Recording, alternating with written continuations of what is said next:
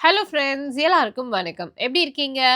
பட்டாசு இல்லாத தீபாவளிய கூட பார்த்துருக்கேங்க. குலாப் ஜாமுன் இல்லாத தீபாவளிய இன்னைக்கு வரைக்கும் நான் பார்த்ததே கிடையாது. ஏன்னா, எங்க எல்லாருக்குமே குலாப் ஜாமுன் அப்டின்னா அவ்ளோ பிடிக்கும். எங்களுக்கு மட்டும் இல்ல, எல்லாத்துக்குமே குலாப் ஜாமுன் அப்டின்னா ரொம்ப பிடிக்கும்.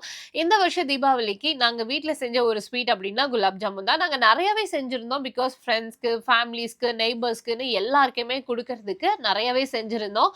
அது மட்டும் இல்லாம ஸ்நாக்ஸ் அண்ட் முறுக்கு இதெல்லாமே வந்து வெளில ஆர்டர் பண்ணி வாங்கிட்டோம்.